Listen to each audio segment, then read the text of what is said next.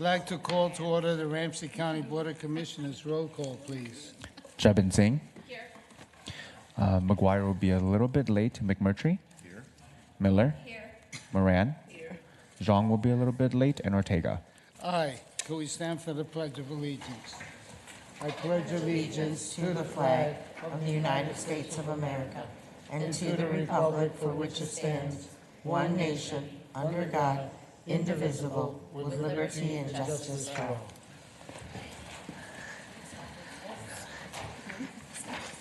Land acknowledgement. Commissioner Singh. Every community owes its existence and vitality to generations from around the world who contributed their hopes, dreams, and energy to making the history that led to this moment. Some were brought here against their will, some were drawn to leave their distant homes in hope of a better life, and some have lived on this land since time immemorial. Truth and acknowledgement are critical to building mutual respect and connection across all barriers of heritage and difference. We are standing on the ancestral lands of the Dakota people. We want to acknowledge the Ojibwe, the Ho-Chunk, and the other nations of people who also call this place home. We pay respects to their elders, past and present. Please take a moment to consider the treaties made by the tribal nations that entitle non-Native people to live and work on traditional Native lands. Consider the many legacies of violence, displacement, migration, and settlement that bring us together here today. And please join us in uncovering such truths at any and all public events. Thank you. I'll entertain a motion on the agenda of February 17th, 2026. So moved. Any discussion? Roll call. Jebin Singh. Here. Aye. McGuire. Aye. Here. McMurtry. Miller. Aye. And aye. Moran. Zhang is running a little bit behind. And Ortega. I might have a little bit too much too bad. We now have a proclamation. Oh, did I miss minutes? I'm sorry. I'll entertain a motion on the minutes of February 10th, 2026. So moved. Second. Any discussion? Roll call. Jebin Singh. Aye. McGuire. Aye. McMurtry. Aye. Miller. Aye. Moran. Aye. Zhang is running a little bit behind. And Ortega. Aye. We now have a proclamation. Garrison Arena.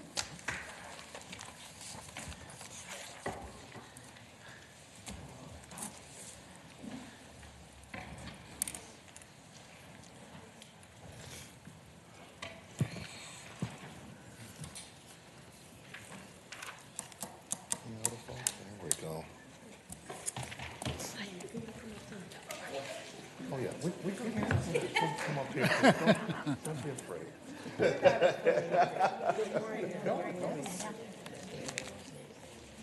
Oh, yeah.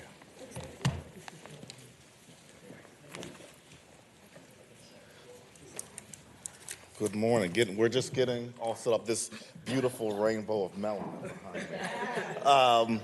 Good morning, everyone. Today we gather to not only recognize Black History Month, but to also honor a century of Black history commemorations, 100 years uplifting the innovation, creativity, resilience, and historic contributions of Black communities. Since the first observances in 1926, these commemorations have ensured Black history is recognized, preserved, and celebrated, highlighting both pivotal moments and everyday leadership that continues to shape our nation. We acknowledge the trailblazers who opened doors, the artists and innovators who reimagined possibility, and the communities whose strength and perseverance have carried us today. And I want to pause for a second because I want to hand it over to Commissioner Moran to highlight one of those trailblazers who we lost this morning. Good morning, everyone. Good morning, Chair, my colleagues. I would like to take a moment to recognize the passing of Reverend Jesse Jackson, a leader whose life and legacy have shaped the moral and civil direction of our nation. Reverend Jackson stood at the intersection of faith, justice, and public life.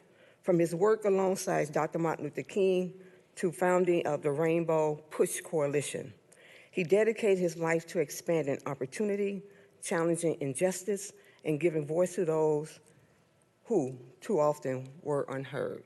He also ran for President of the United States of America twice, 1984 and 1988.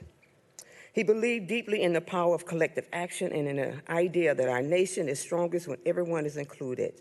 His advocacy helped open doors in education, employment, and politics for generations of people across this country. Reverend Jackson also understood that progress is not about policy, but about people, about dignity, visibility, and the belief that everyone deserves a fair chance to succeed. His work reminded us that justice requires persistence, courage, and a willingness to stand up even when it's difficult. As public servants, we carry forward part of that responsibility.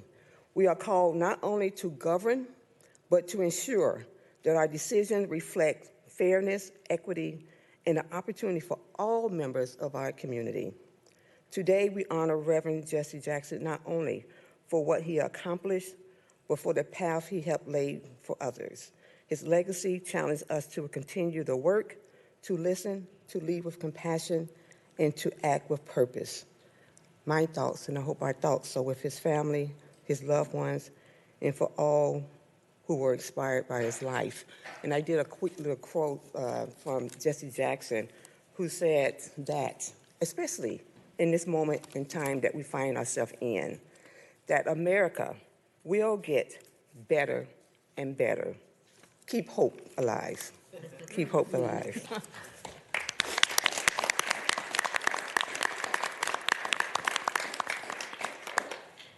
So, and that, thank you, Commissioner Mann, and that legacy of leadership, creativity, and community is beautifully reflected also today with our community guest, Walker West Music Academy.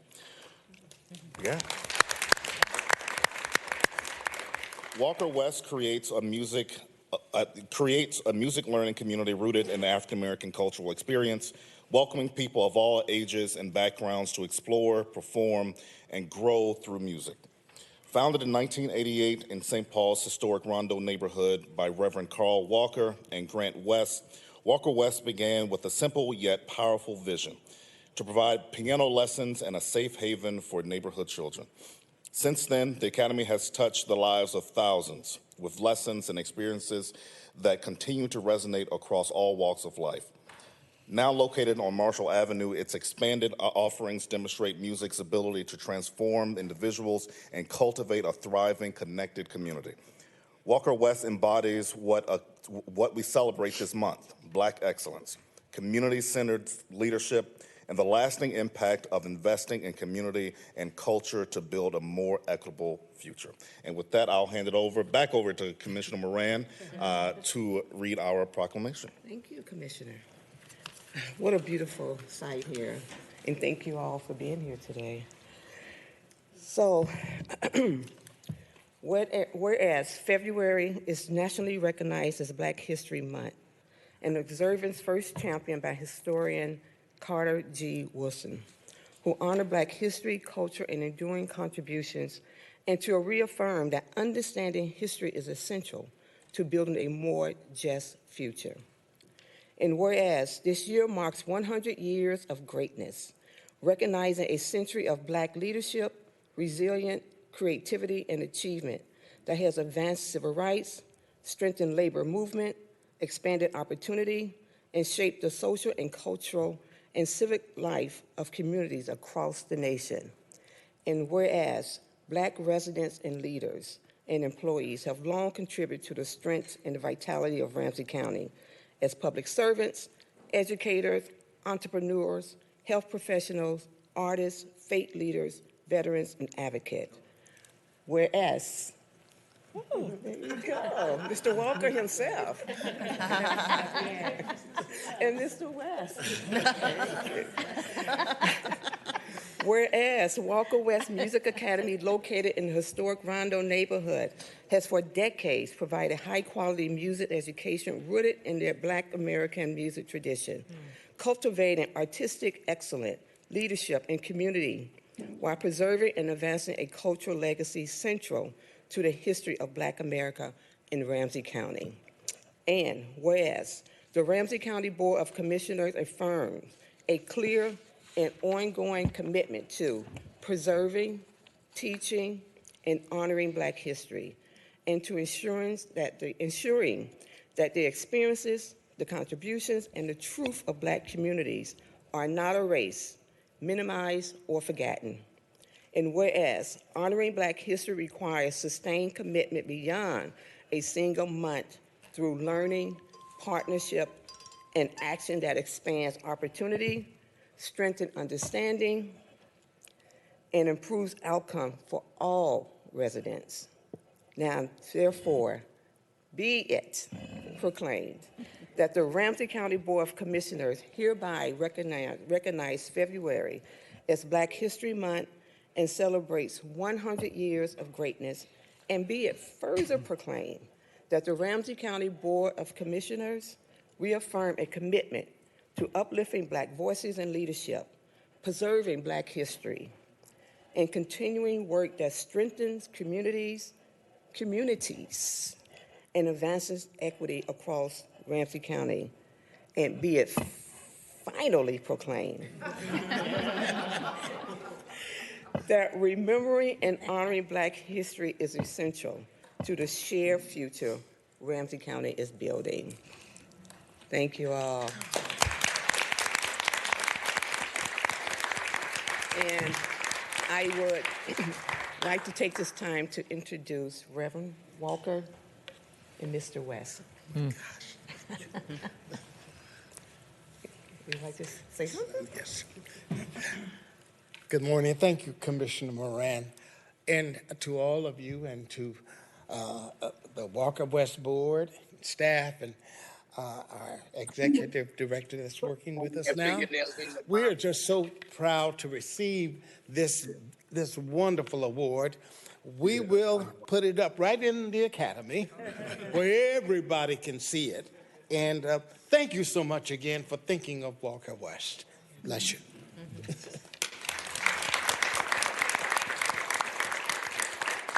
Thank you very much. It's a great honor to have your work recognized. We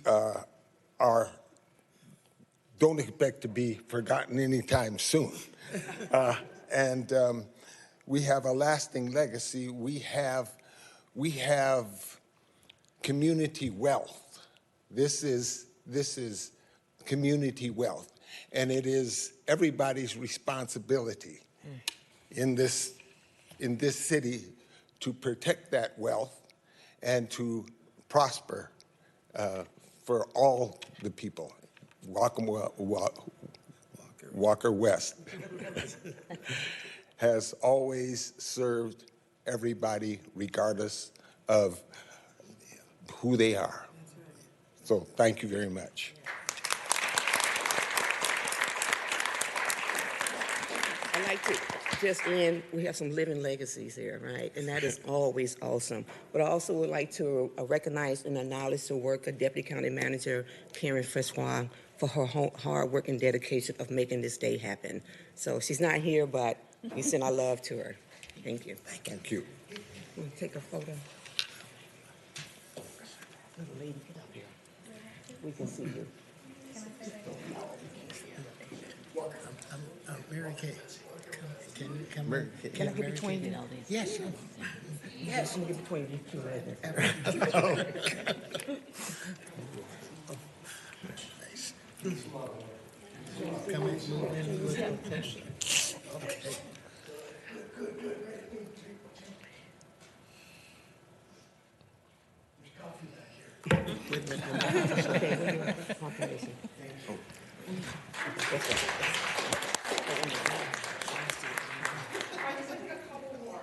Okay, I'll get that. Gotta get it. All right. Okay. 3, 2, 1. 3, 2, 1. And 3, 2, 1. Thank you. Thank you. So much. Congratulations for all the work. So much. You know, Appreciate you.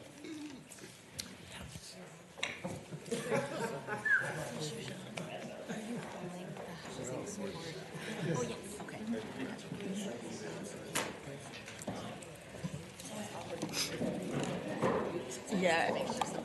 Somebody pulls someone who's reading. Oh, yeah, thank you. Okay.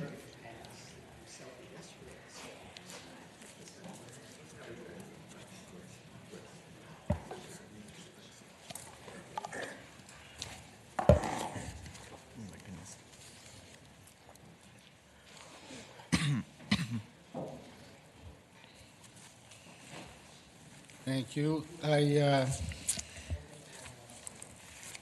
When I heard the news this morning about Jesse Jackson, came to my mind the first time I met him, and also I'm kind of dating myself to realize how old I am. But back in 1984, maybe 88, I forgot which presidential race he was running for, Hispanics met in Chicago to organize the Midwest voter registration, which was a model based on the Southwest voter registration by Mexican Americans in politically organizing and getting out to vote. And he was running for president, and I'm coming out of the elevator, and I'm walking away. He must have had my name on the list because he knew. He said, "Mr. Ortega," and I turned around, and it was the Reverend Jesse Jackson. And he was running for president, and we sat down. We talked for about 10, 15 minutes. You know, his agenda was pretty much well known. So I was listening to him, but I wasn't. I was just mesmerized. He was very charismatic. I mean, people, it doesn't come across on TV. And I was just mesmerized. So it just came to me as I heard the news. I had forgotten all about that event, but he actually was a leader in the social agenda we have now, right? Yeah. Okay, so much for my little That's an reflection. awesome story, though. Huh? I said, that's an awesome story. Live and in person. Okay, Commissioner Singh, the administrative agenda. Sure. I would like to move the following administrative items. Number 4, state aid variance requests for Little Canada road improvements. Number 5, transfer local affordable housing aid funds from community and economic development to housing stability. I like I'd like to pull that item, please. Number 5. Okay, I'm like, what's going on here? Number 6, grant acceptance and agreement to comply with the terms of the agreement with the United States Department of Housing and Urban Development and the City of St. Paul for the Emergency Solutions Grant. I like to pull number 6. Number 7, amendment to the single source agreement with Formative Technologies, Inc. for foster care student transportation management services. Second. Okay. Any discussion? Hearing none, roll call. Jebin Singh, Aye. McGuire, Aye. McMurtry, Aye. Miller, Aye. Moran, Aye. Zhang, and Ortega. Aye. Number 5 is my Chong, and then number 6, Garrison. I'd like to move item number 5, transfer of local affordable housing aid funds from community and economic development to housing stability. Second. Great, thank you. Any discussion? Yes, thank you, Mr. Chair. This is one that I received a briefing from already too, but I just think it's also a very pivotal moment in time of where we're facing with a lot of housing instability due to federal enforcement actions, and also just in general, our housing infrastructure. So I just wanted to get staff to come up here to just provide about how we're moving some of our LAHA funds into housing stability. In addition to that, I also want to preface that, it's really important for us to uplift the really incredible work that we are doing here at the county. We get questions, and also as local electeds, we talk with our state electeds. And the LAHA funds were funds that the state created in addition to a lot of advocacy from both housing advocates as well as the counties to be able to secure the LAHA funds. So it's just really important for us to talk about the good work that we're doing. Thank you. Any other?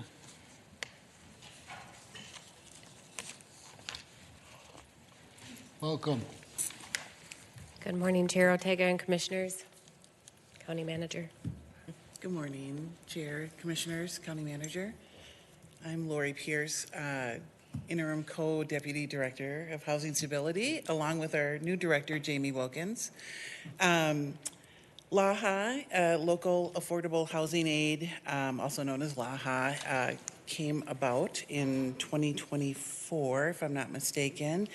And these are 2025 funds that we are trying to move over to our project. The funds were already committed last March through a workshop.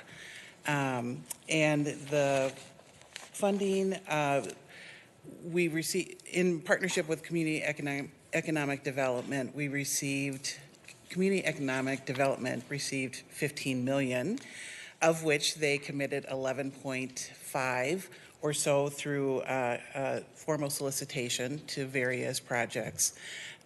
We received $5 million from CED, and $1 million of that was dedicated to Interfaith Action for their Project Home hotel that opened up last year. And that was the primary focus that we were, our former director was intent on getting committed last March, and in that flurry of activity, we didn't formally move over that other $4 million. But that $4 million has been allocated to different projects, including our housing court, our shelter entry and diversion program, also known as SHED, Interfaith Action, again, and then housing support, specific functions for supportive housing as it relates to the state statute, and then the Emerald Inn, which also provides emergency shelter for families.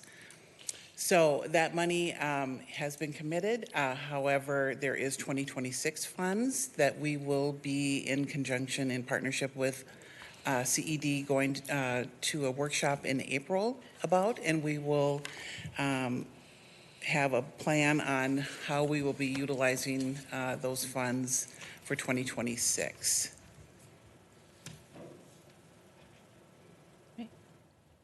Go ahead, Kevin.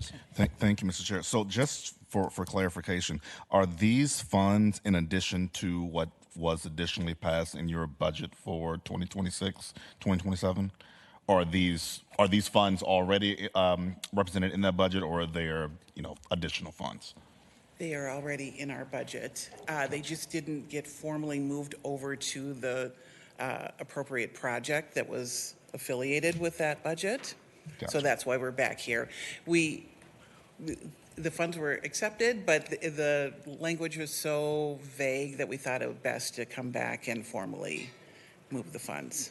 Also, for clarity, these are 2025 funds. LAHA funds gives you 4 years to expend the funds throughout. So these were dedicated in 2025 and received. Gotcha. And then we'll have that duration to spend these funds down. Gotcha. One other follow-up, just knowing, the current instability that we know that so many folks in our community are experiencing post the federal occupation. When it comes to I'm thinking specifically of things like prevention and rental assistance, are there percentages that are going towards, different aspects of the prevention? Like how much is going towards rental assistance? Just understanding we may see an increase in folks who are going to need those specific services.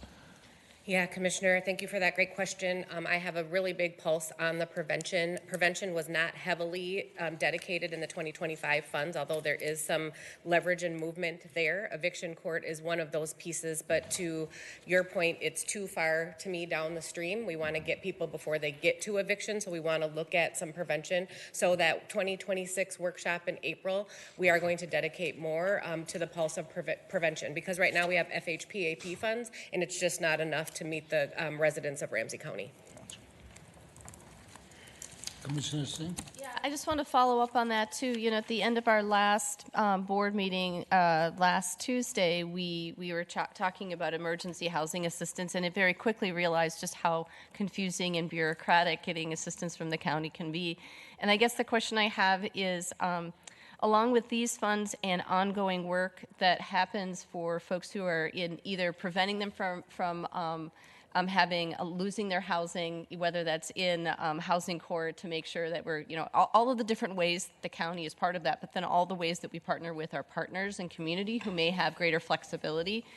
I guess one of the things that I would really ask is that we be thinking about, especially during this time of need, how we are communicating to residents what we can and cannot do, how to access those services, the timeline for those services, so that, and this is in community this last week, people in community who are part of mutual assistance and neighborhood work and things like that, they understand that because these are government dollars, because there's accountability measures that we have to take into place, because we are doing our good fiscal stewardship to make sure tax dollars are going just exactly where they're supposed to go, that sometimes that takes a little bit of time.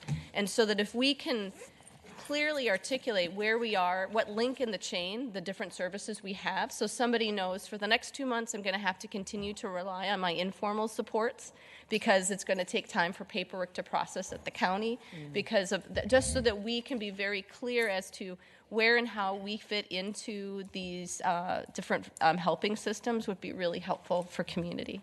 Thank you, Commissioner.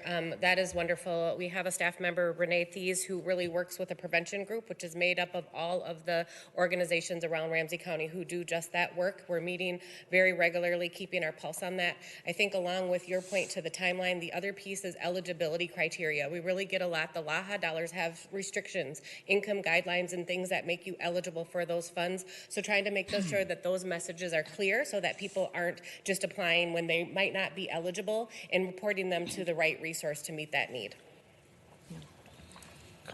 Thank you, Mr. Chair. Director, may you also share a little bit more about just the prevention work group and how the team works together with our community partners to help work upstream as well? Yeah, good. Thank you, Commissioner Jung. What I can say about the prevention work group is that that space is really, so for example, somebody who could come in and maybe they have $5,000 that they owe. Maybe they can only be eligible for emergency assistance through the county for $1,000. Maybe the neighborhood house can give the other $1,000. Maybe they feel more comfortable applying at neighborhood house because that is in their community, that is their local organization. They can bring that to the prevention group, and people that we see on the list coming up, maybe they're not resolved. We can talk about that and make sure that we're pooling funds together to pay for that. We're also looking to find out who's out of funds, who has funds that month that we could maybe give more referrals to, who has different eligibility criteria where there's more flexibleness. So that's kind of what that prevention work group does. And it's the city sits there, all of the organizations who receive FHPAP funds from the state, they sit on those groups, and it's open to the community as well. And so that is where we also share resources, that communication piece, look at lists, share how many calls are coming in, how many denials we have for that month. Those kind of things happen organically in that space. If I may add, I think this is really great. It means that Ramsey County is coming to the table with added resources within an ecosystem that is very fragile, but we are also working with our community partners. And so to me, in my mind, it represents no wrong door for community, right? That they are able to go to whichever community provider that is out there, but then we have a working table that we're at the table, we have a seat at, and we can say, oh, we can fill in with some of these funds here. So I'm just really glad that that's happening and that's in our community and that the county is at the table with these dollars. Thank you. Yes, thank you. I kind of want to go back to the LAHA dollars because this is new, right? So 2025 it started in 2024. Do we have a forecast of what the 2026 funds will be, or do we already know what they will be? And just to clarify, because the 2025 funds, did we get in 2 payments? So is that how that will be going forward? And the 2026 dollars will also come to us in 2 payments and 2 different board actions? Yeah, thanks, Commissioner Miller. I will defer to Director Wilkins, but I believe it comes in 2 tranches every year. So Yes, Commissioner is correct. It comes in June and December is the payments. And what we anticipate, to your other question, just because we don't know, they said we should anticipate what almost same or similar to what we got in 2025 with maybe a slight increase. But those numbers are unknown to me, at least as of right now. Okay, thank you. I just wanted to... Excuse me, just a quick question. Don't lose your thought. So the moving of funds forward, is that the December allocation that we're moving forward? It's both. It is Of both. 2025 came in June and also in December. Okay, whatever was not expended. Yes. Correct. So that should even out over the years because it was the startup and you didn't have a program total. Correct. Good question, Chair. Thank you. And I just wanted to say thank you for coming and explaining this, because I know that this action comes from board direction that we gave last March. So I'm looking forward to the conversation that we have in April to further give board direction on how to use the next allocation. Yes, us too. Thank you, Commissioner. Good morning, Chair. Thank you. So, Dr. Wilkins, this is your first time before the board. You're new. Could you talk a little bit about you? I don't think you introduced yourself. I think Laura introduced you, or okay. Can you add anything to that, or? Just introduce myself? Oh, hi. Yes, hi, Commissioners. I did do an introduction. Jamie Wilkins. I'm probably 90 days in, I think, so about 3 months in. Learning a lot in housing and stability, a wonderful team here. I prior came from Lutheran Social Services. I have 20 years of housing experience, mostly in Ramsey County, and then the last 9 years spent statewide when I was at Lutheran Social Services as a Senior Director of Housing Support there. Thank you for that, because I think that context is matter, and you worked really hard to get to where you are, so I appreciate the introduction and the work and leadership that you have been doing thus far as the new director. I was just wondering if you can explain to us, prevention is really a big part of what I believe in, and, we have, in my mind, a crisis around homelessness, and so I'm always thinking about how do we stop the bleeding? How do we stop, so many folks from being homeless? How do this work around the housing stabilization interact with Heading Home Ramsey County and the continuum of care, if any, in the work that we're doing on the governance board with our community partners? Thank you, Commissioner Moran. So what I can tell you is the Heading Home Ramsey is heavily federally funded. As of late, the federal government HUD dollars, so to speak, does not prioritize prevention in their line. Right now, their priority is permanent supportive housing and looking at the coordinated entry. So prevention is sort of an afterthought and it's not prioritized. So this work works in conjunction because we're filling that gap where the federal government doesn't step in. We need to use our state and county dollars to really look at the prevention piece. And we all know that there is a lot of money that does not cover what we need for eviction prevention. And you can see it either upstream or downstream. You can see it in keeping families out of eviction court. Affordable housing is another one of those, creating more ways of that so that rent is affordable so people don't find themselves in prevention. We're also working really heavily with Homework Starts with Home, so looking at the schools, so making sure that families at schools and neighborhood community partners. So this work is sort of a really good funding stream to have because the federal government does not give us a lot of money in terms of prevention funds. We do have emergency assistance and those kind of things, but that can only go so far and it can only reach a certain population. So this is really nice to have this additional funding. I think we will see more support in the prevention space in keeping people housed versus going to eviction court or finding themselves in our shelter system. Yeah. But thank you for that clarity around and the distinctions between the different programs that we have here. I'm really excited to see us move this money over to housing stability so that it can really support that area of prevention that those dollars in regards to Heading Home Ramsey County and continuum of care cannot use that comes from the federal government. Yes. So appreciate that understanding. Just one last observation, which is I think more than ever we're realizing the walls closing in, so to speak, on some of the funding coming from our federal partners and the regulations and administration and eligibility that's coming in. And one of the things that I do want us to think about is I am very much appreciative of our efforts in the idea of how we can be technical assistants, facilitating, convening, how do we become a hub of information when we are not necessarily the first and best place for getting and distributing funds directly into community. The table that you talked about, the referral partners that you talked about, and I think that I appreciate that we continue to flex that muscle a little bit and to think about if there are community dollars that can be more directly responsive and nimble into community, how do we still show up within this ecosystem to stand that effort up, whether it's technical assistance or relationships or all of the things that we're talking about here today. So even, not a gloom and doom, it just may be a change in how we show up and how best we can serve community in these spaces if things are changing. So thank you for that.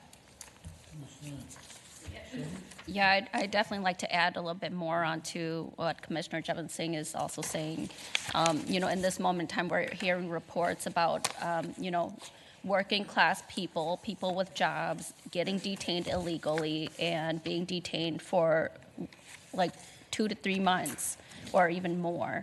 And that's a loss of income to the family's household. And that poses great risk to our current system here that we have, where both the rise in income inequality and just the affordability piece, it just puts our whole entire ecosystem really at risk.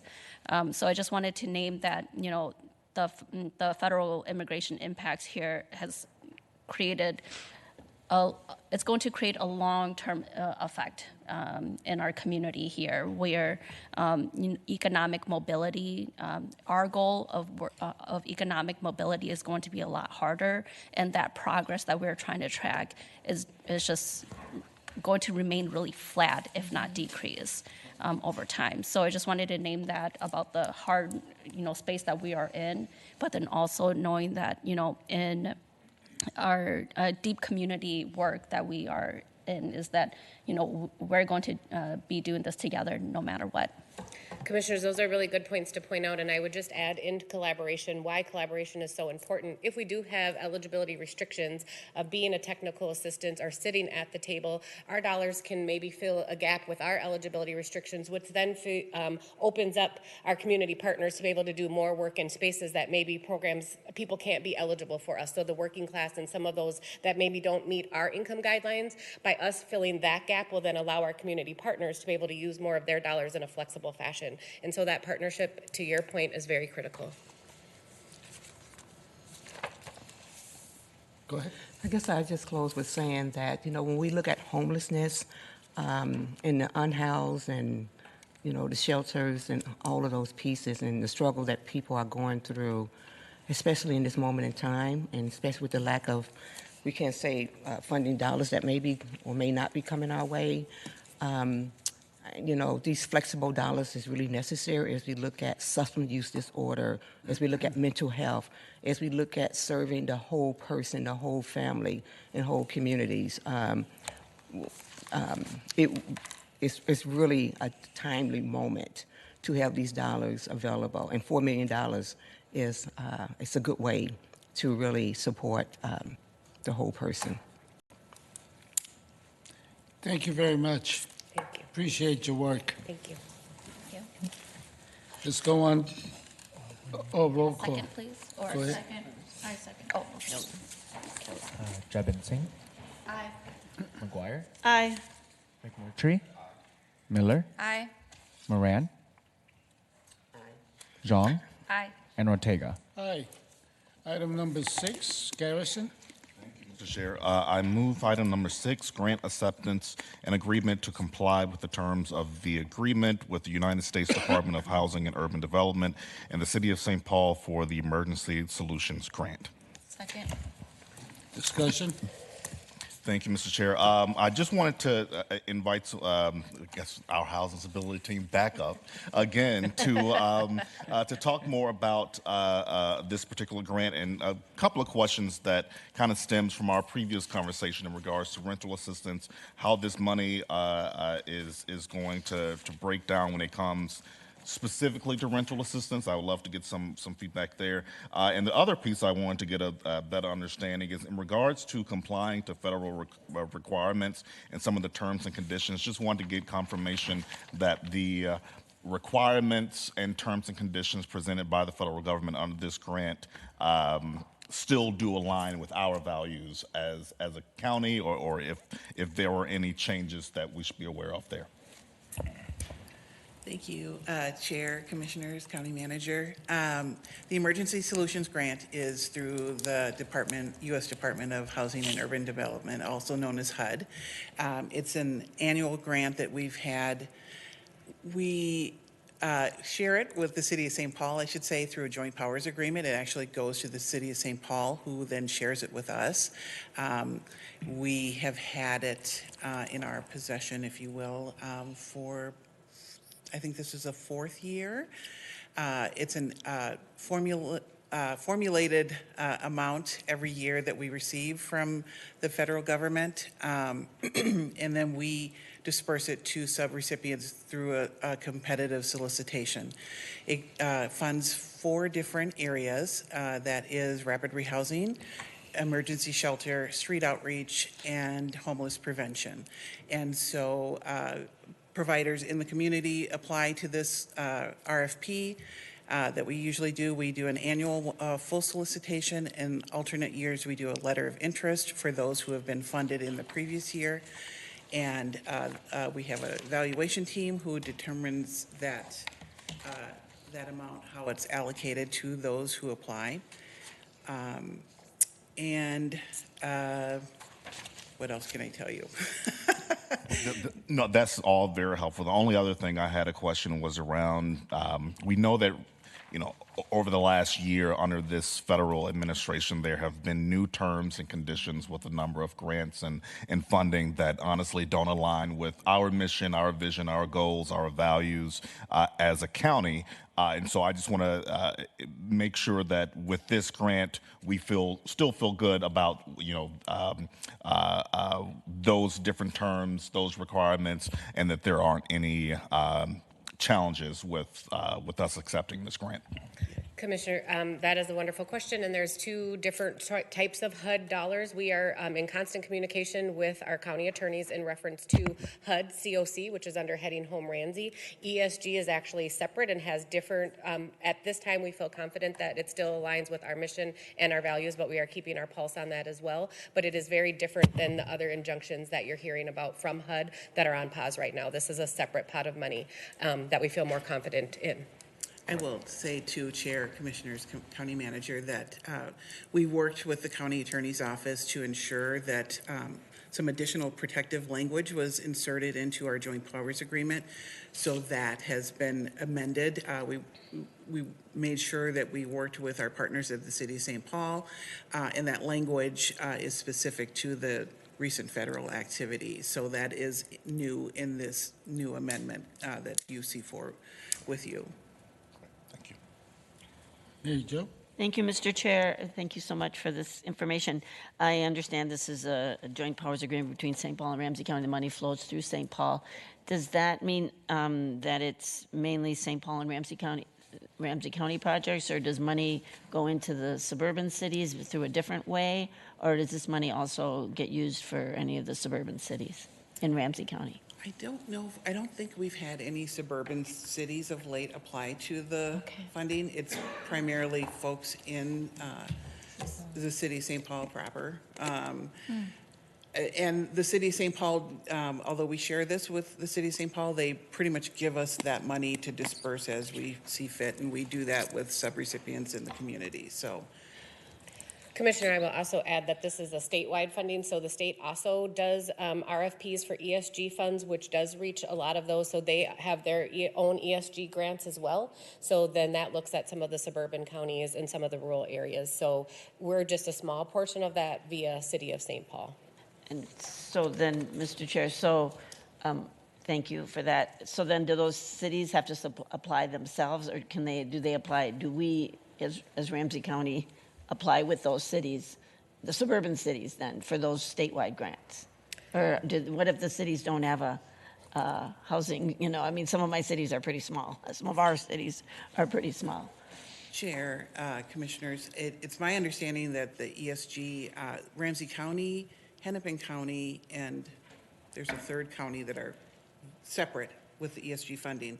The rest are funded via different locations within Minnesota, so that like the several counties will be like the northern section, and several counties will be the southwestern section. So we're one of 3 counties that get our own ESG money, and the rest are in partnership with other counties.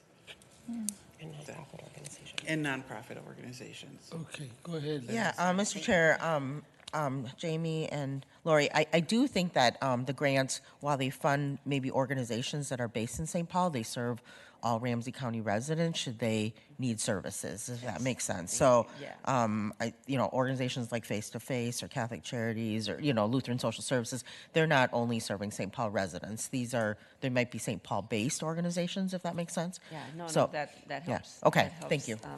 That helps a lot. Yeah, I just. Hold on a minute, but it begs the question, why aren't, so if 3 counties are sort of, well, the exception, they get their own pot of money, if I understood you correct? And then the cities could apply. Did I get that straight? It's not really cities, it's nonprofits. Oh, it's not, Yes, so it's just nonprofits. Yes, it's nonprofits that apply to the solicitation, and then they serve residents. Then the question is, do we have nonprofits in the suburbs that apply for this money? Probably less so. Oh, sorry. Yeah. No, go ahead. No, but to County Manager Becker's point, the list of nonprofits that we're discussing serve all of Ramsey County. I understand that. I understand that. My question is the more the merrier, right? Yeah. If we have 10 nonprofits, that's great. But if we could get 15, that's even better, right? Go ahead, Mary Jo. I appreciate that interrupted you. clarification. No, I appreciate that. I do understand that the nonprofits do serve countywide, and that's the important thing. So this agreement is with the city of St. Paul, but that's just to give out grants to nonprofits that serve everyone. So that's helpful. Thank you. Thank you for that. Kelly? Okay, I appreciate this. I am a little familiar with the state ESG more than our county ESG, so our nonprofits that we fund could potentially be funded through both the state themselves and through the county. And do we take that in consideration when people are applying through their RFP that they're already receiving a state allocation or state funding? Chair, Commissioners, I would say yes. I don't know if we've had that happen where an organization is funded by both entities. And I just want to remind everyone that this is a very small pot of money. It's under 600,000. Yeah. Oh, geez. It has to be Yeah. dispersed.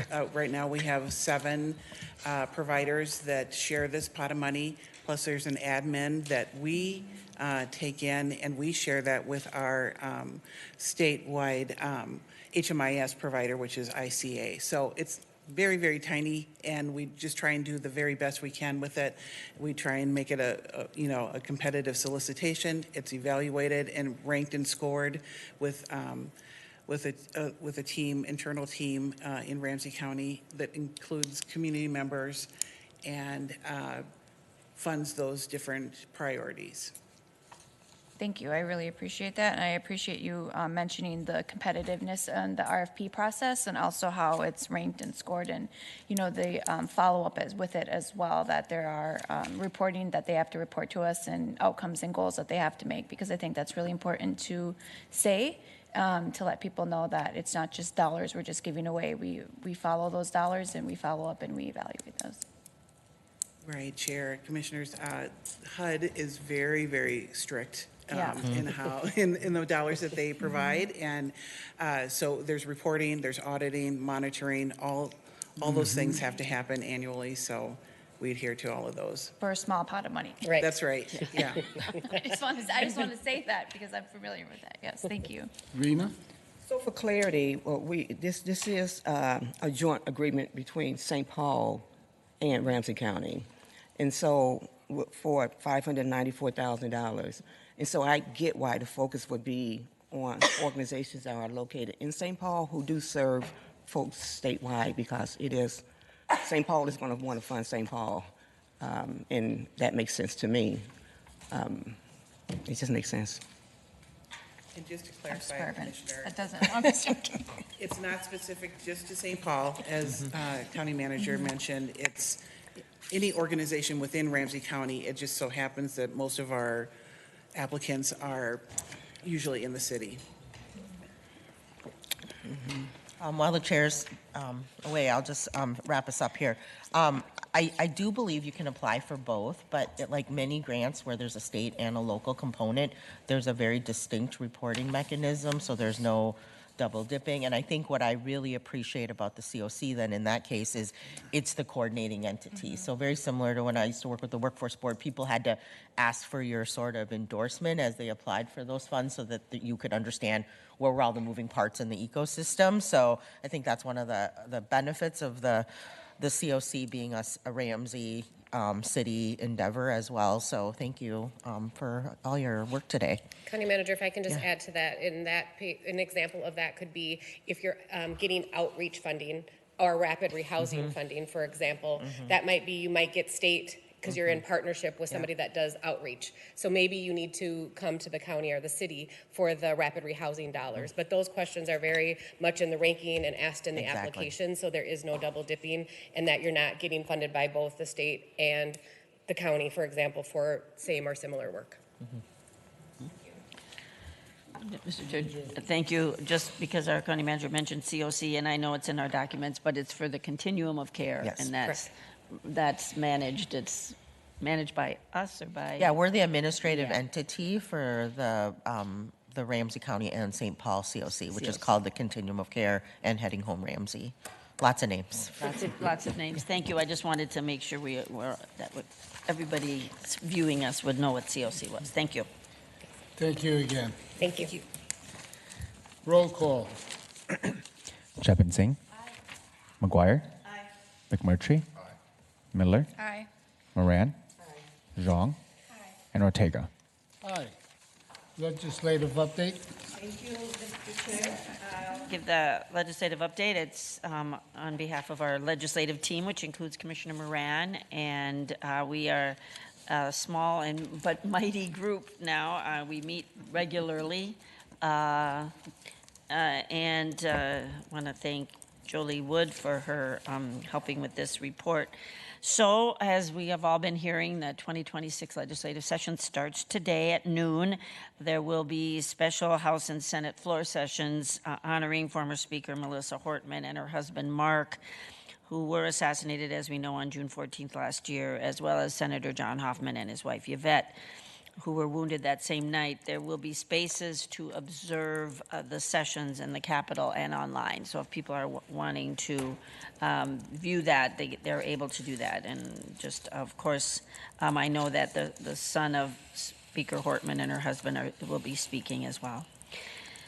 Today, there will be no committee hearings. However, tomorrow and Thursday, there will be hearings on several important issues for us, for Ramsey County. On Wednesday, the House Housing, Finance, and Policy Committee will hear a bill that will provide one-time emergency rental assistance funding to counties. Our cities and our residents have been asking for this assistance. And so our AMC, our Association of Minnesota Counties, is advocating on behalf of counties to get an administrative allowance and other important adjustments to the bill that would help us administer the rental assistance. So we're grateful for that work that's being done. On Thursday, the Senate Housing and Homelessness Prevention Committee will hear bills addressing housing instability resulting from the Operation Metro Surge. As we know, we have many of our residents that are in housing instability now. Also on Thursday, the Senate Health and Human Services Committee will hold a hearing on the impacts of H.R. 1, which, as I referred to it, the big bad bill in Minnesota. AMC is going to do a 10 to 15 minute overview, so we have a significant amount of time in the committee to overview that impacts of that bill that's really harmful to us. Commissioner McMurtry is going to help testify on that, so thank you, Commissioner, for that. But while it's not a budget year, the legislature will have to address many serious issues. I think I've mentioned in this group before some people have said it's the session of the three Fs: the firearms, fraud, and the federal government, which is all about our Metro Surge and about our cuts to Medicaid and SNAP, and so they'll be discussing the impacts of H.R. 1 and the changes to SNAP and Medicaid, as I've said, the issue of capital security and gun safety, and then, as I said, the ongoing investigations into fraud, which is at the state level. We've just been talking about all the security measures and all the measures in place to really make sure that people that need these funds and need these grants are the ones getting them and they're using them, that we have a lot of safeguards on that. It's also a bonding year, just to remind people, we're in the second year of our 2-year biennium, and our top priorities, as we know, include bonding bills for the Park at River's Edge and Aldridge Arena. And we are also starting conversations on our Capitol Complex County Host Program, which is a great program. It will allow for state compensation to Ramsey County for being the host, we're being the location of the Capitol Complex. So there's costs that go involved with that, and we're going to be asking the state for help with, for reimbursement for that, or help with that. We are also meeting with members of our legislative delegation and our state legislators for Ramsey County on February 27th to discuss this proposal on the Capitol County Host Program. And this would also involve an annual appropriation similar to a payment in lieu of taxes that other counties get. So we also have a quick federal update, since many of us are going to be going to Washington, D.C. this week to visit with our federal delegation. We're meeting with Representative Betty McCollum, Senators Klobuchar and Smith. We've asked for meetings with Congresswoman Craig and Emmer, and we will see how the schedule goes to meet with all of them. On the federal level, last week, congressional Republicans and Democrats failed to reach an agreement on limits to how federal agents conduct immigration enforcement. So the Department of Homeland Security, or DHS, went into a partial shutdown. Unfortunately, it will not affect ICE operations, which are covered already by a previous bill. So they already have enough funding. But I know that our representatives in Washington that support our values are fighting hard and really concerned about any more money going into DHS. So Congress is in recess this week, so there's little expectation of a continuing resolution to continue DHS funding, so we are grateful for that. Also last week, the House passed the SAVE Act, S-A-V-E. It requires voters to provide documentary proof of U.S. citizenship when registering to vote in federal elections.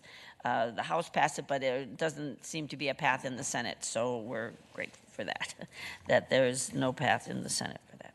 Ramsey County, as I said, we're heading to NACO National Association of Counties next week, and we're going to be meeting with our federal delegation to share our concerns about ICE operations, Metro Surge, and the challenges of implementing the changes to SNAP and Medicaid as imposed by the big bad bill. So thank you. With that, Madam Chair, I just want to thank everybody for all their work on the legislative front. Thank you. Thank you. If there's anyone else that wants to talk about anything going on, I always welcome my colleagues who are very active in many of these issues. We're grateful that we have such an active county board that really cares about these policy issues and is involved. I'll just jump on to say I was able to hop on a call with the majority in the middle local elected cohort to talk about election safety and election security with members from the Office of Secretary of State last night. And I'll just say to my colleagues, there's another meeting on Thursday. So if people were interested in being part of that discussion, getting that education, I can share that link with you.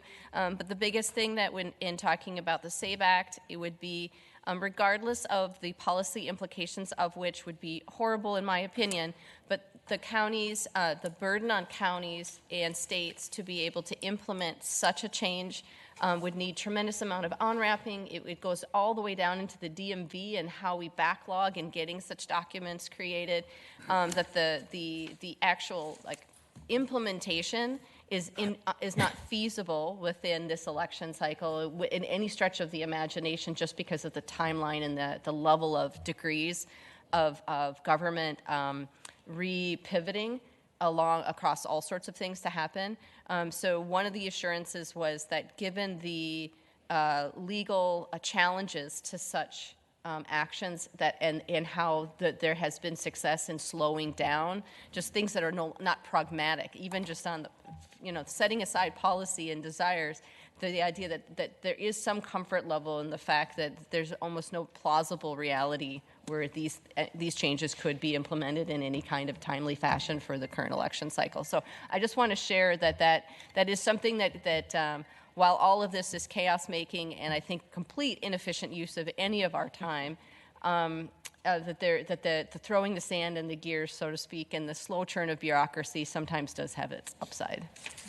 Thank you. Any further discussion? I realize, Mr. Chair, I was going to do it in my report, but this was really more legislative report, and it's with the Ramsey County League of Local Government, who had their legislative meeting with many of our legislators came. I think there were, 12 to 15 legislators there. It was great that some of us were there. Commissioner McMurtry, Commissioner Jevon Singh, and we had a great appearance by Leo. Commissioner McMurtry and Senator Uma Verbaten's son was a highlight. And hearing from our legislators. We heard about their issues, and I was just really grateful that we had so many people that were there who are interested in working with us and were interested in working on issues that we all care about. So we met to talk about our legislative priorities. So I wanted to thank the legislators for coming to that and for our colleagues. And also I'm realizing that maybe by the time we have our next meeting here, I won't have a chance to have thanked Amy Wozlowick for her work, because I think she'll have moved on to the state level. She's taken a job with the state, and so we're going to miss her on our government relations team. So thank you, Amy, for all of your work on our government relations team and the work for Ramsey County. So thank you. Thank you. Okay, County Connections. Yeah, thank you, Mr. Chair. I just have a few things this morning. The first one is I just want to continue to remind staff that taking care of your mental health is really important, particularly at this time. So thank you to our Human Resources Department for forging an ongoing partnership with our EAP provider. All-in-One is now available through a health app, and so there's an article on RamseyNet where you can find out how you can just right from your phone be able to book virtual counseling sessions, message securely with counselors, participate in mental health assessments, and there's 24/7 access to resources and tools. Also, starting today, one of the new things that we're doing, as you heard last week about our strategic priorities, operational excellence is something that we're really putting a lot of emphasis in this year and next year as part of our organization. So starting today, there's going to be a new column in Ramsey News. Our first edition is about the Compliance and Ethics Office. I'm partnering with our COO, Alex Kutza, to come up with topics throughout the year, particularly so that folks can just see some of the inside baseball of things that really keep the county humming, that sometimes don't get in front of folks as much, but really help us be able to be a high-functioning organization. Right now, as we speak, our county attorney, John Choi, is having a press conference. He wanted to send his regrets that he couldn't time it so that more of you could be there. He had to time it with some other partners, but they are releasing a new report in partnership with the University of Minnesota Medical School that evaluated a project that was led by his office, Reimagining Justice for Youth. It launched in 2021 to improve youth outcomes by shifting from a traditional adversarial court model to more of a collaborative, restorative, community-based approach. The initiative focuses on reducing recidivism, lowering referral rates, and addressing racial disparities in the youth legal system. So based on data from 2010 to 2024, researchers from the U of M Medical School compared results before and after implementation, and the evaluation shows meaningful improvements. Youth are less likely to return to the system. They're more engaged in community-based accountability and repairing harm. Families are reporting stronger relationships. So the county continues to partner with County Attorney Choi's office to not only evaluate but further strengthen our restorative practices. I know that Deputy County Manager Gloria Reyes is over there at the press conference, and so is our Public Health Director Amy Karen this morning. And then I'm going to do a little quick update on Metro Surge, just in two parts, mostly aligned with the legislative update this week. Yesterday, the House DFL lawmakers advanced a package of bills aimed at regulating how federal immigration agents operate in the state. And so they include things of making sure there's marked vehicles, restricting agents where they can operate, including near child care centers, school grounds, hospitals. Other proposals enhance accountability, such as ensuring state investigators to be involved in any Minnesota shooting, things that you all put into our resolution as well. So we're going to keep tracking those. And as Commissioner McGuire mentioned, the second part, there will be an opportunity for the commissioners to meet with members of the federal delegation.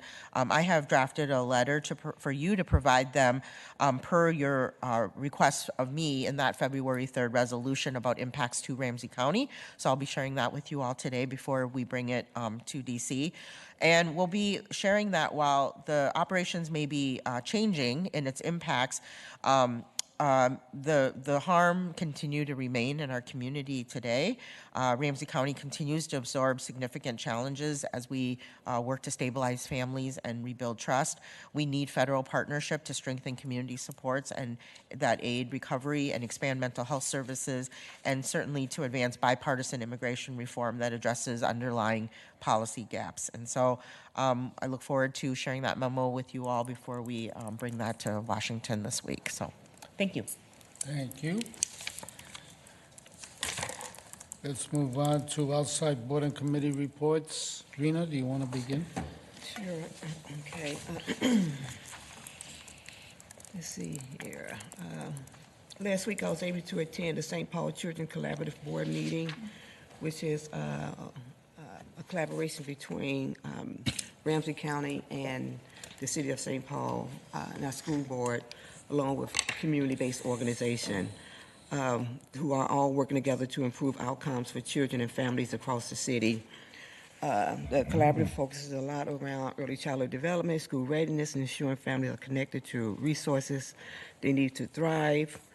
And it's just a way to align services to better support children and families in long term. I also, participated on a pre-session legislative team meeting that we had with Chair McGuire in preparation for the upcoming legislative session. We look forward to that meeting with our Ramsey County delegation this month, just to introduce them to some of our priorities here. It's a great partnership and really, under Chair McGuire, a great way to lead. I also met with the new director, Cedric Baker, who is the new director of the City of St. Paul Office of Neighborhood Safety. And we was on a meeting together around violence reduction. He was new to that group, and I was just interested in his leadership and the work he's going to do and how he see that work. So and just basically to get to know him through a one-on-one. So it was a really good meeting. Let's see here. I've been invited to the Capitol today to participate in the recognition of the life and legacy of Melissa and Mark Hortman. So I'll be leaving here. That starts at 12 o'clock today. I think session probably end around 11:30, and they'll go right into that. So I feel really honored to be able to participate. But, you know, your heart stays so heavy for what has happened to Melissa along with her husband. Speaker Hortman and her husband. Let's see. Also, took some time to, I do one-to-ones a lot, and so I took some time to also meet with Jamie Wilkins regarding Heading Home Ramsey County and her leadership as director. As the chair of Heading Home Ramsey County Continuum of Care, to me, it's just really important just to have some time outside of those meetings to get to know people and hear and know their vision and to find ways to align with that. You know, we want to be in alignment on behalf of the residents of Minnesota. And so she has a powerful story too. So if you have some time to learn that her story is a really, really powerful story that she has. And I would end there. All right. Thank you, Kelly. I'll be quick. So last week I attended the class of the Lake Area Senior Services with Commissioner Jebin Singh. It was nice to join other professionals from a variety of backgrounds: housing, memory care, in-home services, transportation, caretaker supports. The lunch and learn really focused from us. They were asking more questions on min choices and addressing the timeline and concerns of senior residents. So it was pretty good to be in that space. And then I was at the AMC's Tribal County Relations Joint Leadership Meeting. I just want to say it's always good to be in the presence of our tribal leaders and our partners. So our agenda was full. It also included a presentation from Clay County. They are seeking dollars to convert their non-secure juvenile facility into an 18-bed psychiatric residential treatment facility, which I thought was pretty neat. AMC and the tribe's legislative priorities we discussed, and then we set a time frame for the county tribal relations training for this summer, and trying to pick a location at that. So more to come on that, which we're pretty excited to plan. And then I briefly attended the I'm saying briefly because it really was briefly. The Washington County convened the Century Avenue Coalition meeting in North St. Paul on Thursday. Thank you to my staff and Director Isaacson for being there. This is only the second time this group has met since it formed in 2022 to begin the Century Avenue North Reconstruction Project. So this is the area of current Minnesota State Highway 120, starting at Interstate 694 along Century Avenue, going north to County Road E and Wildwood Road. The state is turning back some segments of this highway to the counties as these projects develop. So one of the main goals is really traffic calming to improve public safety, and so residents will experience it as more of a slower county road instead of a state highway. It's kind of dangerous right now.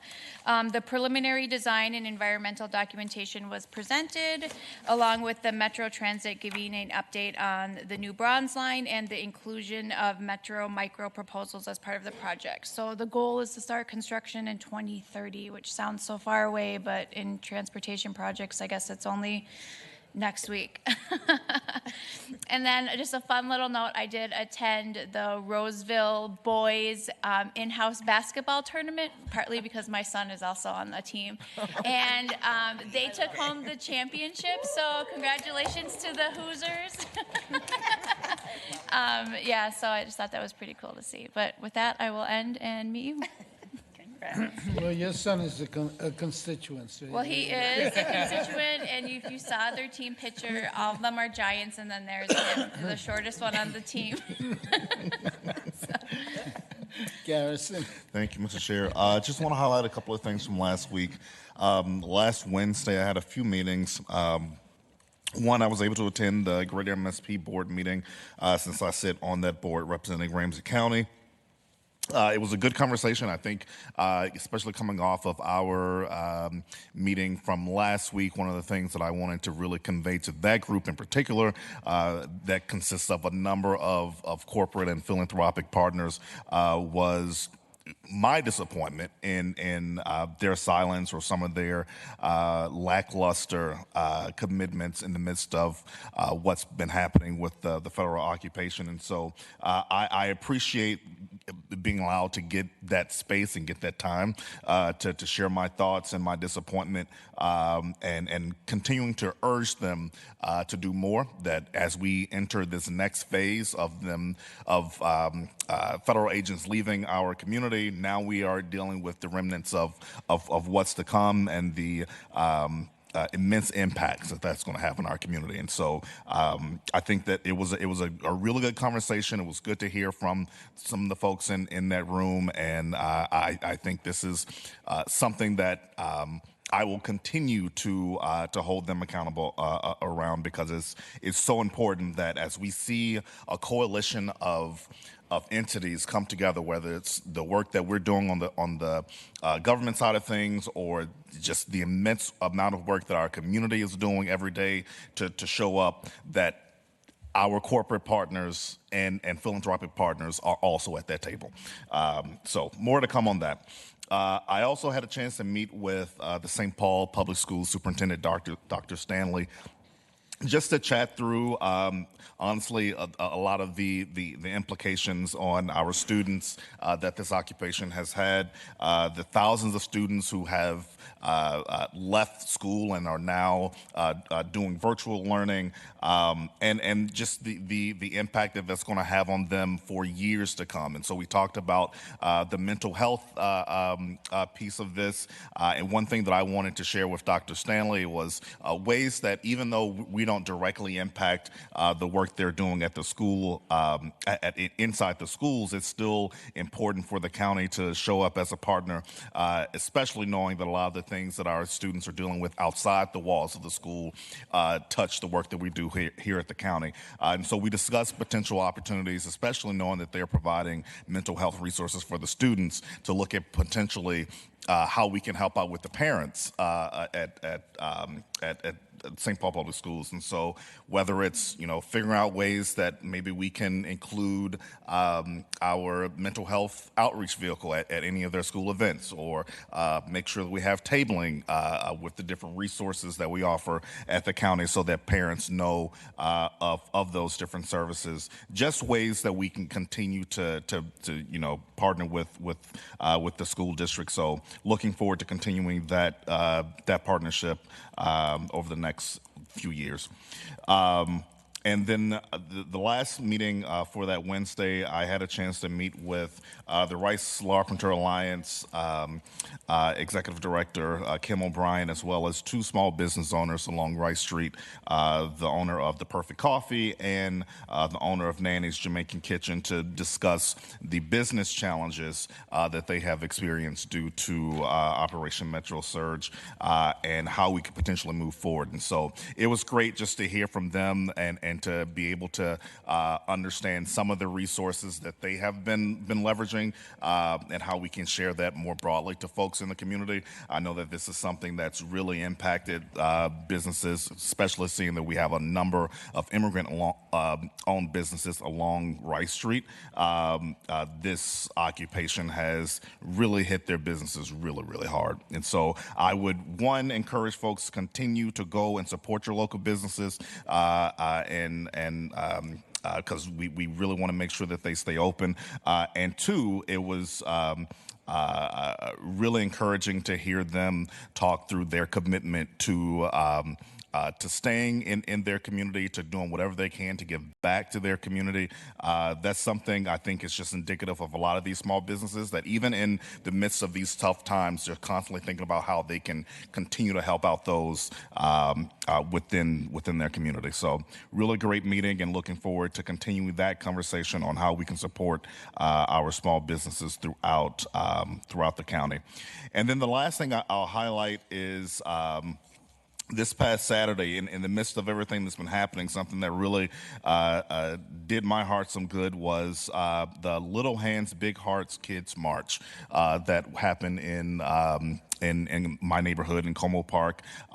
Just myself and 800 other Como Park residents came together, kids with their signs showing that, we stand with our immigrant communities. We want to make sure that we are a place, that we remain a place that's welcoming and that's that we're getting rid of, the forces that really try to divide us as a community. And so it was just great to be in the midst of all those kids, to hear their stories. They had a chance to kind of speak to what they've been experiencing, and to hear them talk through, not being able to see friends who haven't been coming to school, or friends' parents who've experienced being detained. Like, all these different things are really impacting our children and will have lasting impacts on them. And so it was really encouraging to see this space where we can let our kids know that you are not alone, and that we have their backs, and that we're going to get through this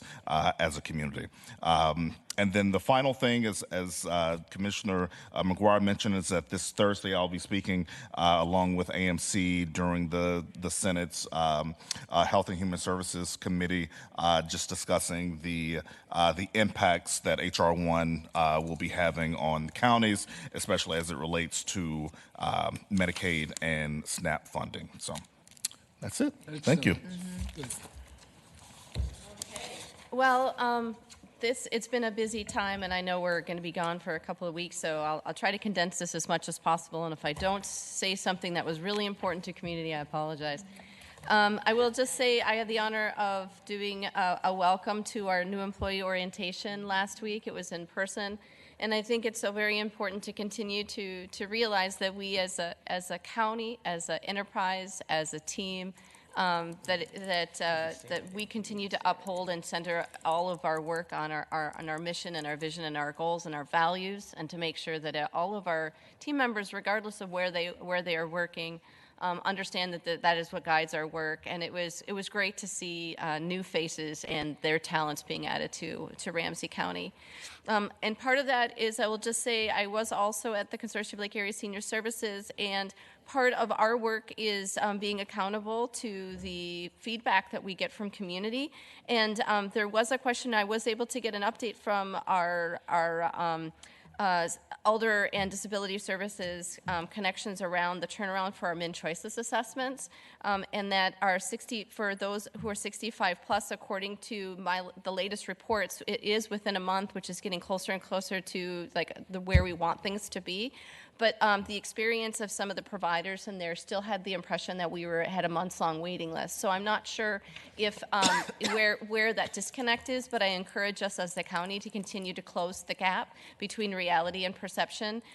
First of all, to make sure that it is a reality, and then second of all, that we're communicating to people the services and how we're able to present them.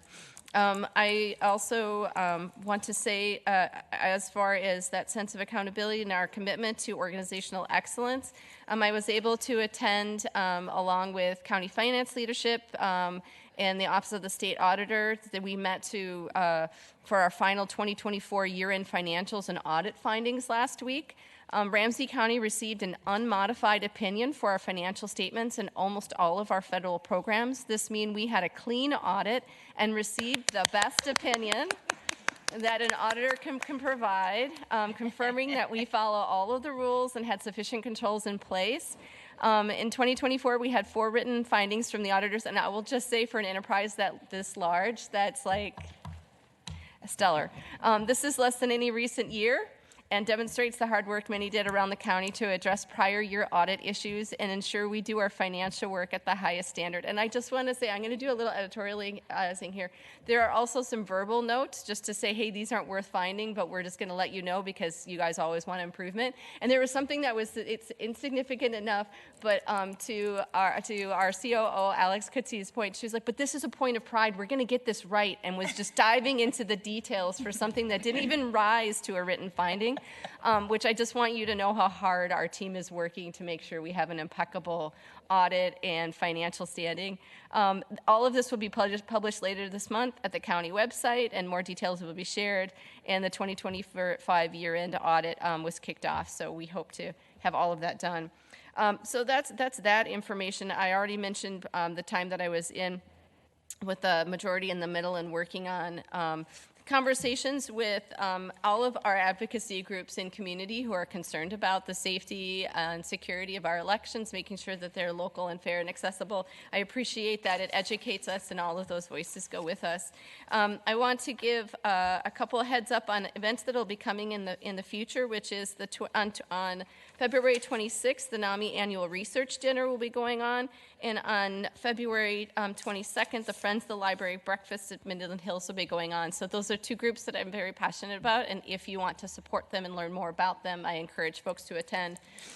I would be remiss if I didn't also say that the work continues around our reactions to Operation Metro Surge, and I am encouraged by the words that there will be a drawdown of Customs and Border Patrol and Immigration and Customs Enforcement agents in Minnesota. We are looking to have them draw down to previous levels, to the hundreds of individuals, and to have that drawdown and protocols go back to these are civil issues, not criminal issues, and to be done in the professional and orderly manner that they need to be held. And also, there are still many things that we must hold people accountable to. We are still waiting for full, transparent, and independent investigations for the killing of Renee Good and Alex Pretty and the shooting of Julio Sosa Celis, the death of Nicaraguan detainee Victor Manuel Diaz, and other harms to individuals who have been detained, and all of the other crimes and constitutional infringements by federal agents in our community.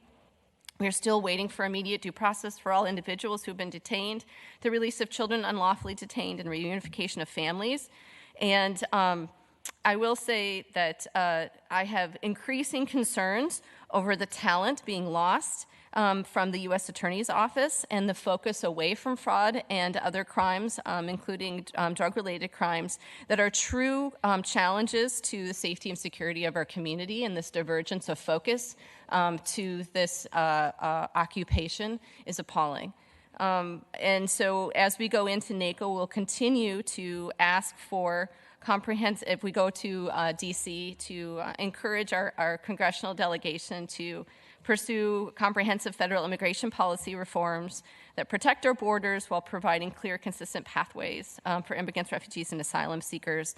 And I will just say this, having been with some of our business communities, regardless of your political stripes, folks are very concerned. This is an aging community with a ton of healthcare and caregiving sectors that are hurting for work shortages, as well as our agricultural community, and wondering what's going to happen with our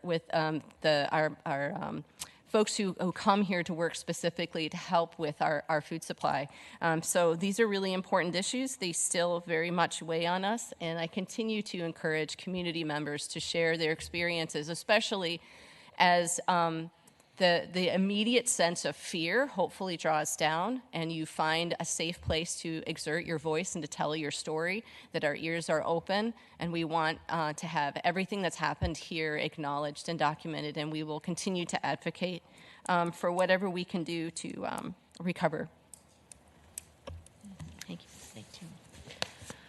Thank you. Thank you, Mr. Chair. I'm just going to continue on with the shout out to community for their work for all of their contributions and their support during Metro Surge. And I was in a meeting last week with the Roseville Area Community Foundation, which I serve on, and the Roseville Area Schools Foundation. We were meeting with the schools who, of course, are feeling such tremendous impact by our families needing food and housing and education because they're afraid to come to the schools. So we set up we set up a fund so that they could get the resources they need really quickly. I know the county's doing everything we can to help, but for these nonprofit organizations to step up and for the community to really be so generous in their giving so that families can really get these resources as quickly as possible. So shout out to the foundations that I know are happening all over our communities and the work that's being done in our schools for our families. So thank you for that. So we had a joint county courts committee meeting. Thank you, Commissioner Moran, for your leadership there. That is where a few, of us get together with the judges, and we get to talk about issues that we all are concerned about. And it's just such a great meeting with staff and talking about how we can make those relationships better. Also, the Ramsey County League of Local Governments, I mentioned we had our legislative meeting. Our collective action work group continues to meet, and we have a great group of people that meet with our watersheds.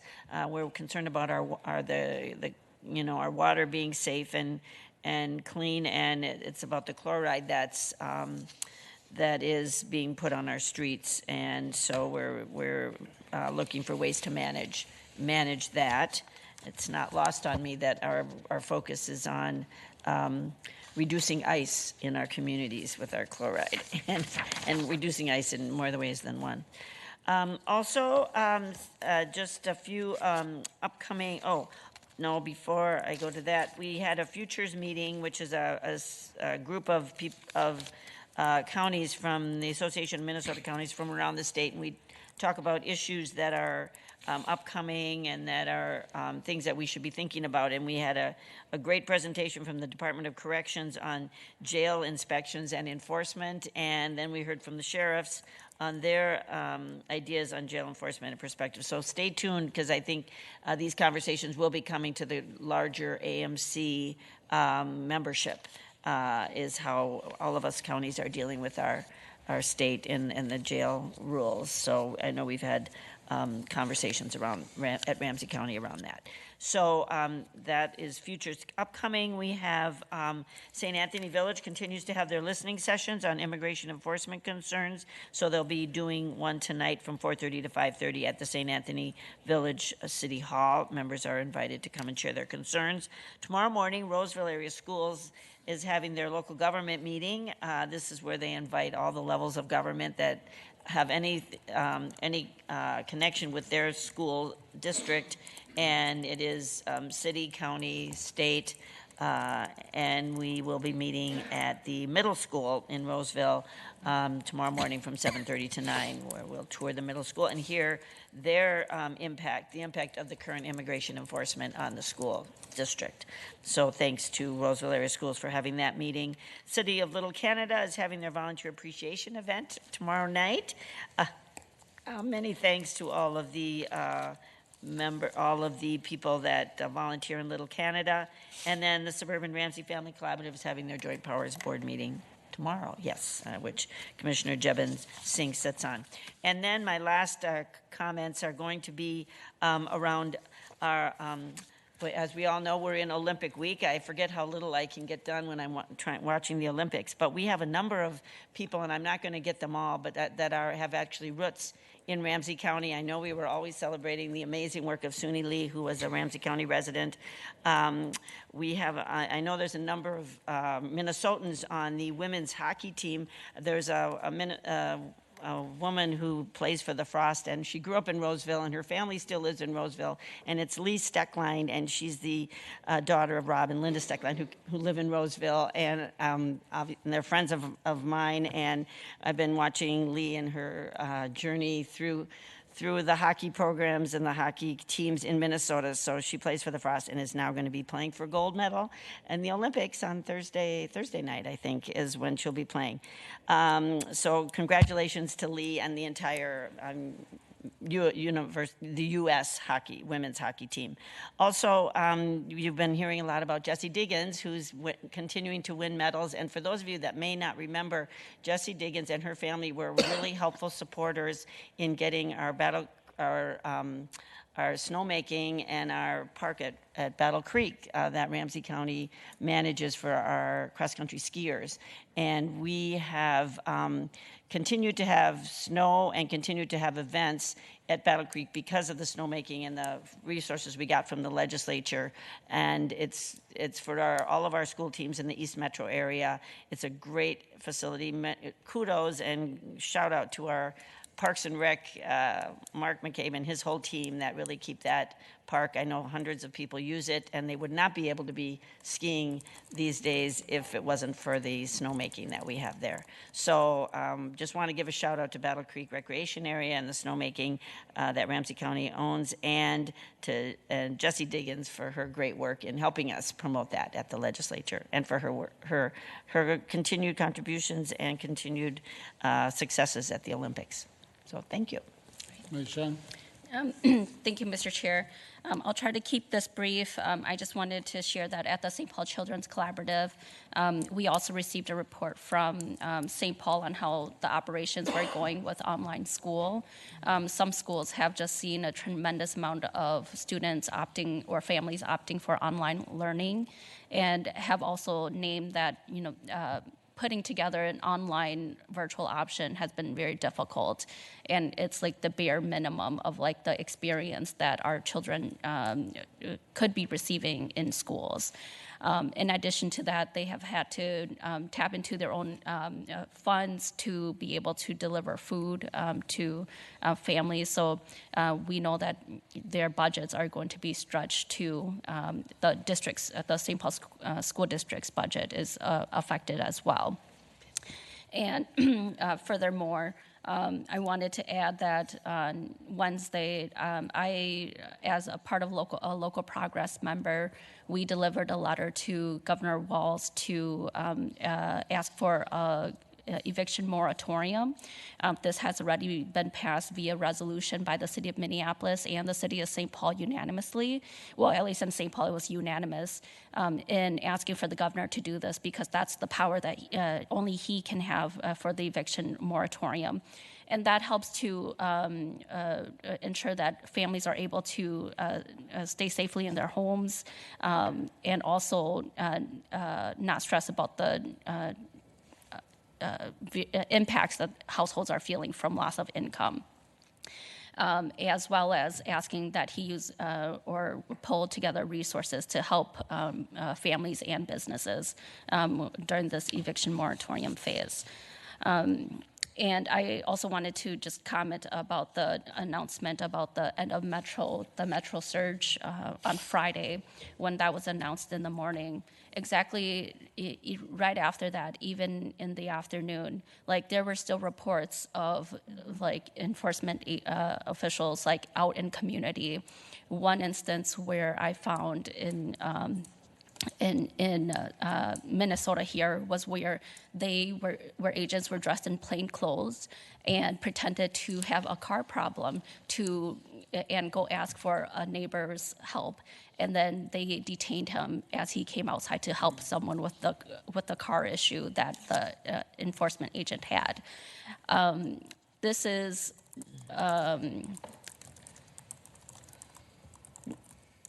we should not take what this administration says at all, and and we should still maintain our community connections with what we are doing, and continue to fight back with every ounce of power of community, and our hold on to our humanity, I would say, to support our neighbors. And the piece about this all is that, it's very much tied with what they were trying to receive funding at the federal level to get more funding, as well as our voter rolls. Like they're trying to get that and trying to pass the SAVE Act all together. So I would say those are all intricately connected in this moment in time, where they are using brute force essentially to get people to comply with what their agenda is.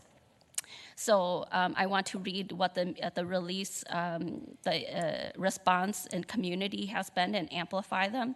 I'm lifting up Unidos, Minnesota, who has also been a big partner with several folks across the state here about the demands that we should be calling for. Is we should be making sure that we should be bringing home everyone who was illegally taken to other states, including children imprisoned in horrible conditions in places like Texas.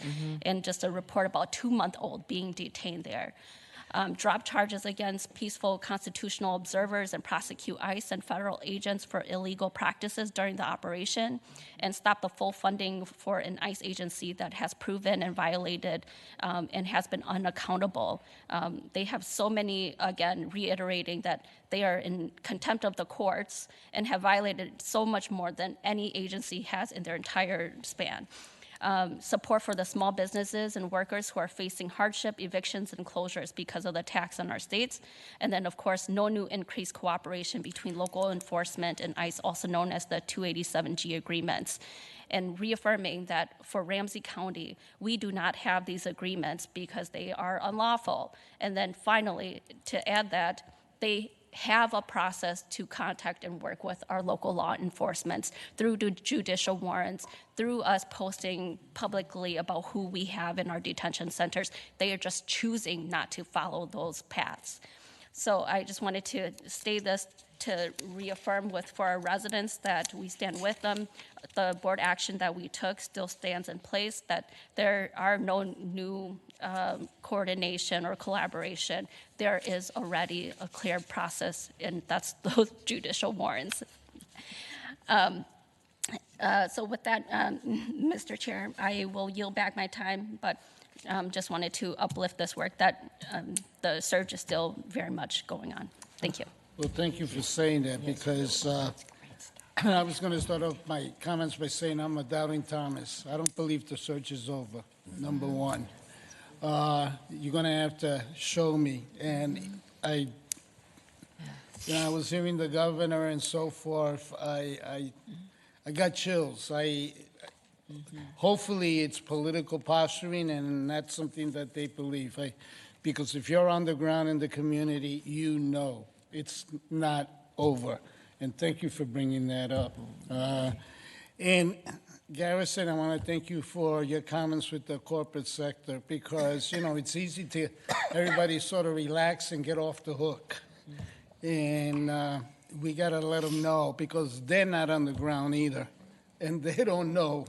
They keep repeating this fake news in many ways.